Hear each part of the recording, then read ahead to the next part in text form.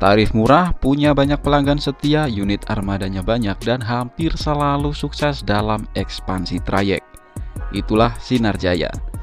Perusahaan otobis yang satu ini udah jadi perusahaan besar dengan finansial yang kuat, hingga punya pimpinan manajemen yang berintegritas.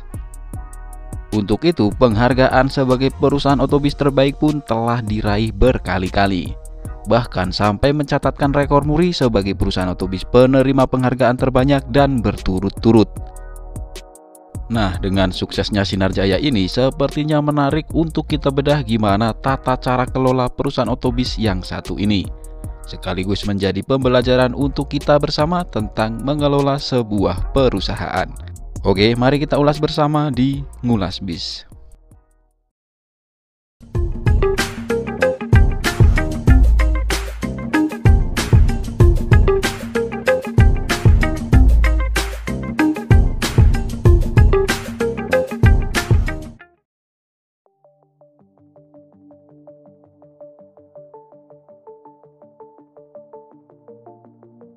Sebuah perusahaan agar bisa tetap survive dan sukses tentu didasari oleh struktur pondasi yang kokoh. Nah, yang jadi pondasinya dalam hal ini adalah pimpinan manajemen perusahaan yang punya peran penting dalam keberlangsungan usahanya.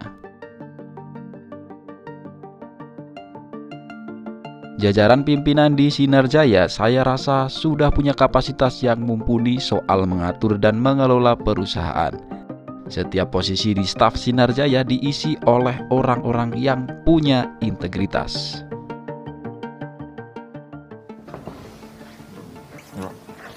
Jin, Pak.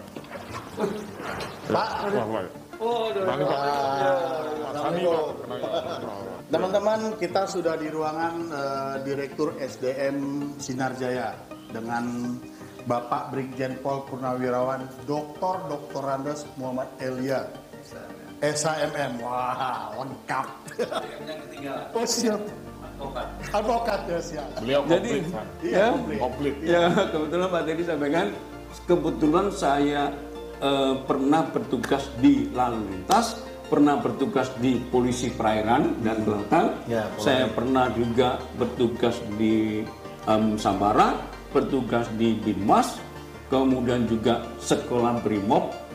Nah, jadi alhamdulillah di kepolisian ini boleh dikatakan saya selaku anggota Bahar Kampori asli, karena Bahar Kampori itu melaksanakan tugas polisi secara umum. Secara umum. Iya, itu ya. Syukurlah diberikan percaya. Wow.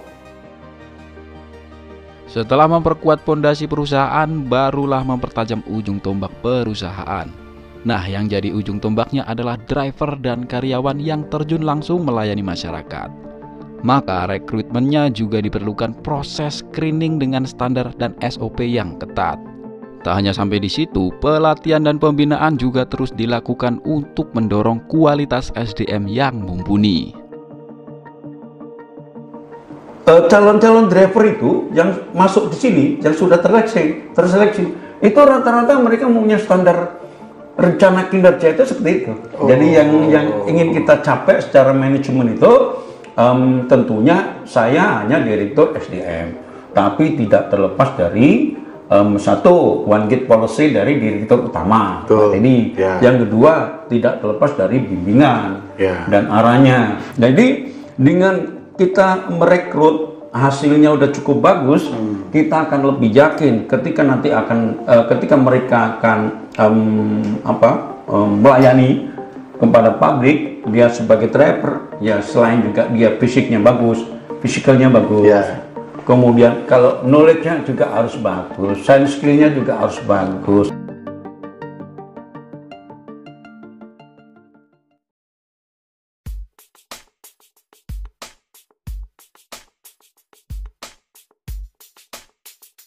Setelah pondasi dan struktur lainnya telah kuat, baru kita masuk ke segi pelayanan.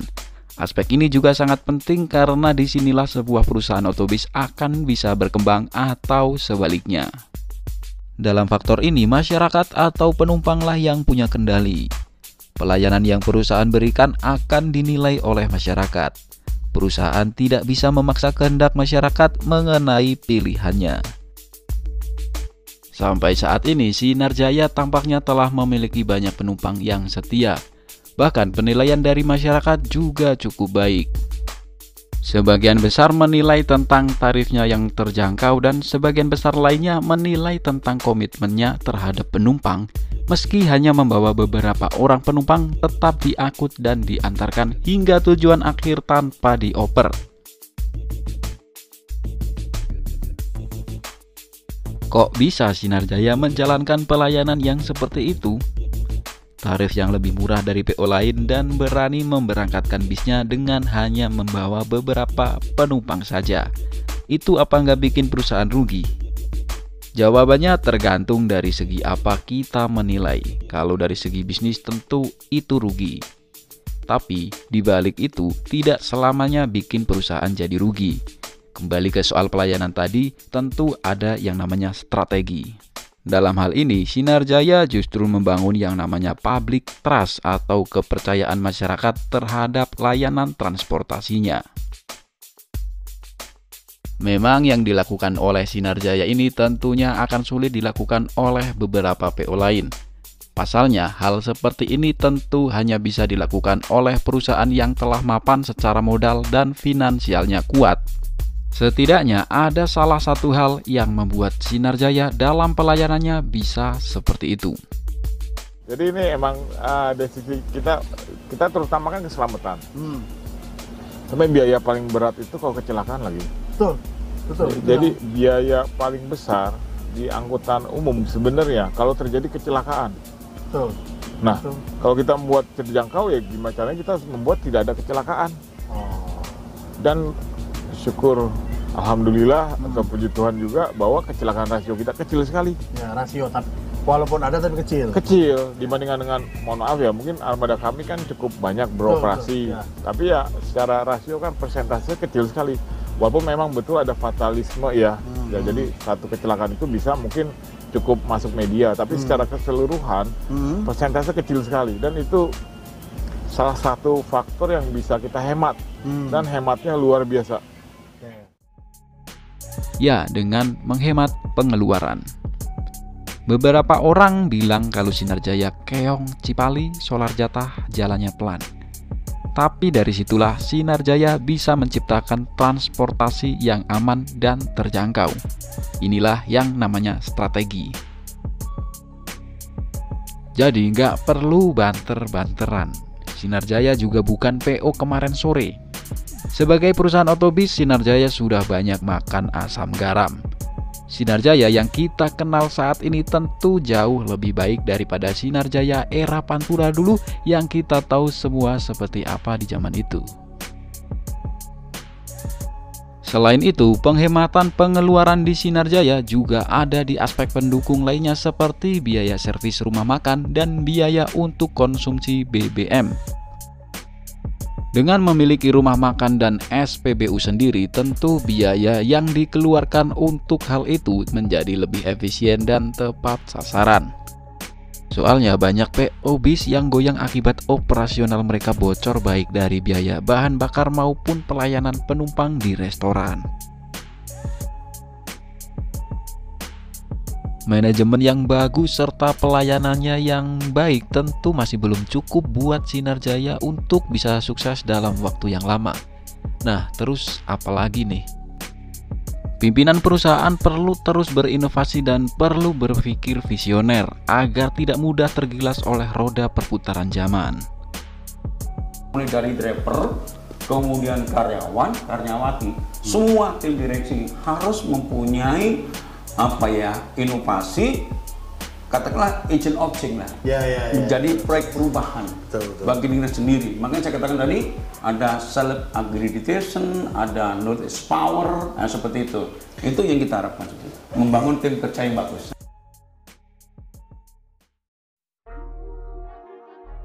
Nah, salah satu hasil dari inovasi Sinar Jaya yaitu adanya bis suite class atau bis sleeper yang saat ini telah banyak digunakan oleh banyak PO lain. Konsep bis sleeper ini lahir berkat inovasi dari Sinar Jaya yang bekerja sama dengan Karoseli Laksana.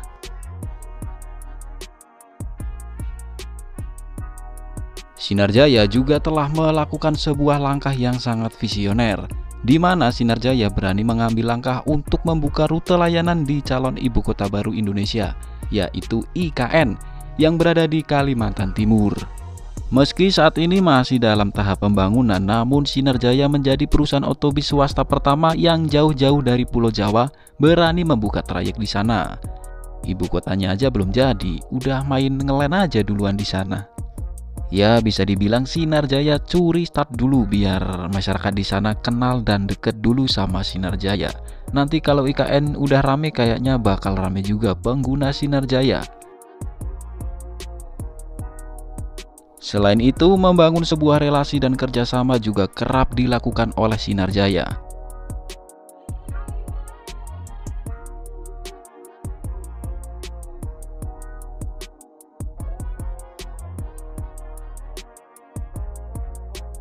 Adanya Sinarjaya Trans Jabodetabek, angkutan bandara, angkutan antarjemput karyawan, itu merupakan sebuah hasil dari hubungan kerjasama dengan beberapa pihak. Nah, yang terakhir, ketika sebuah perusahaan sudah memiliki reputasi yang baik di masyarakat, yang harus dilakukan tentu menjaga kepercayaan itu.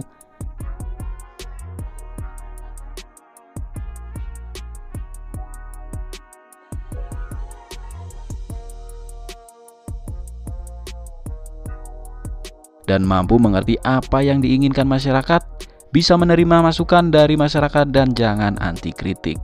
Karena kritik dan masukan sangatlah penting untuk kemajuan sebuah perusahaan.